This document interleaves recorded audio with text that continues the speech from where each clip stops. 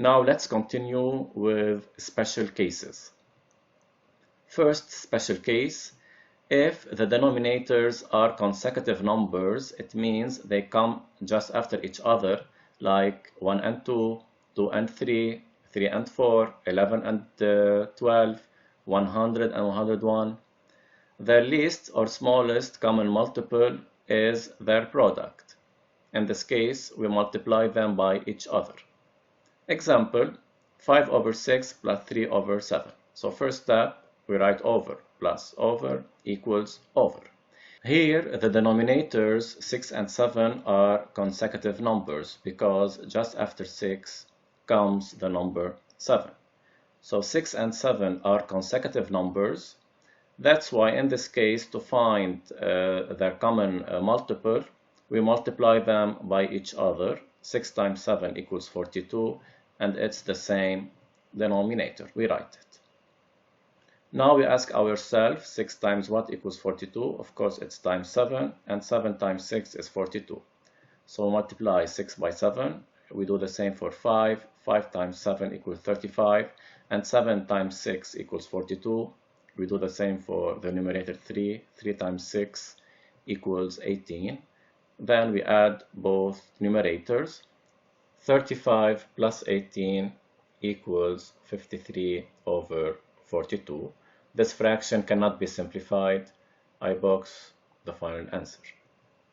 Second case, if the big denominator is a multiple of the small denominator, then the least common multiple is the big denominator.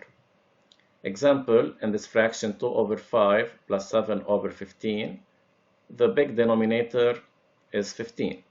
And we notice that 15 is a multiple of 5 because 5 times 3 equals 15. In this case, 15 is their least or smallest common multiple, and it's the same denominator that we want to find. So first we write over plus over equals over. So since 15 is a multiple of 5, then 15 is the same denominator. So we write 15, 15, 15. Now we need to find the missing numerator. We ask ourselves 5 times what equals 15? It's times 3.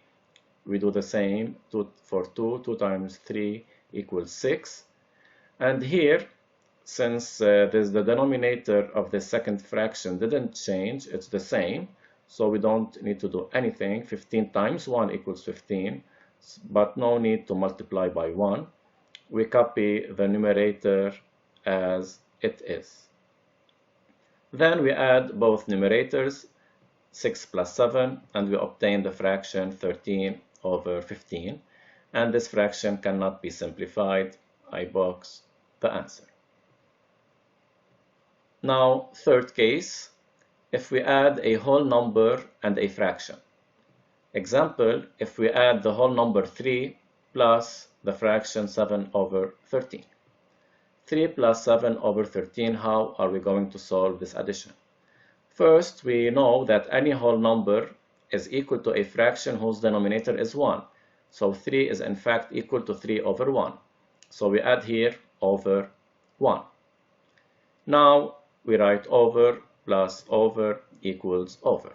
Now we need to find a common multiple of 13 and 1. Since any number is a multiple of 1, then 13 is the same denominator because 13 is a multiple of 1. So here the same denominator or the common multiple is very easy to find. If, for example, you had here 8, 8 will be the common multiple. Any number is a multiple of 1. So we write 13, 13, 13. And 1 times what equals 13? It's times 13. I do the same for the numerator. I multiply by 13. I obtain 39. And here, since the denominator didn't change, the numerator also won't change. It will stay 7. Then I add both numerators, 39 plus 7, and I obtain the fraction 46 over 13. And also the numerator and denominator of this fraction don't have a common divisor other than 1, so we cannot simplify it. and we box the final answer. So in conclusion, to find the same denominator, first we need to check if both denominators are two consecutive numbers. Second step, if not, we check if the big denominator is a multiple of the small denominator. If not, we apply the general method. Let's do this example. Here the denominators are 12 and 8. Are they consecutive numbers? No, they are not. Is the big denominator 12 a multiple of 8? No, it's not. Then we need to apply the general method. So first we write over plus over equals over. And in my head, I start counting multiples of 12. We start with 12. 12 is not a multiple of 8. After 12, we have 24. Is 24 a multiple of 8? Yes, because 8 times 3 is 24. So we found our common multiple, and it's the same denominator. Now I ask myself, 12 times what equals 24? It's times 2. I do the same for 5, and I obtain 10.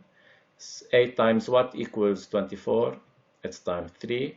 I do the same for 6, and I obtain 18. Now I add both numerators, and I obtain 28 over 24. Here I notice that 28 and 24, they have 4 as a common divisor.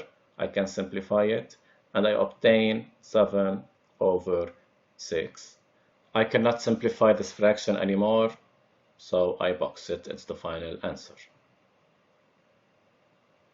Now let's continue with subtraction of two fractions with different denominator. We apply the same method that we used in the addition of two fractions. So we follow the same steps. Let's solve this example. 10 over 5 minus 3 over 7. So first step, we write over minus over equals over. So we write minus this time. Here also we don't have same denominator, so we cannot subtract these two fractions. So we check first. Are they consecutive numbers, 5 and 7? No, they are not. Is the big denominator 7 a multiple of the small denominator 5? No, it's not. So in my head, I start listing the multiples of 7. We start with 7. 7 is not a multiple of 5, so no. We continue. 14 is it multiple of 5? It's not. 21 also not multiple of 5. 28 is not multiple of 5. After 28 we have 35 is a multiple of 5. We found our same denominator. So I write 35, 35, 35. Then I ask myself, 5 times what equals 35? It's times 7. I do the same for 10. 10 times 7 equals 70. Now I ask myself, 7 times what equals 35? It's times 5. I do the same for 3. 3 times 5 is 15. Now I subtract both numerators. 70 minus 15 equals 55 over the same denominator, 35. Now 55 and 35, they have 5 as a common divisor because they both end with 5. I simplify by 5 and I obtain 11 over 7. And this fraction cannot be simplified anymore, so I box my final answer. So this is the end of the video. I would like you to redo all the examples in this video by yourself and to watch this video as many times as needed until the concept is fully understood. Thank you for watching.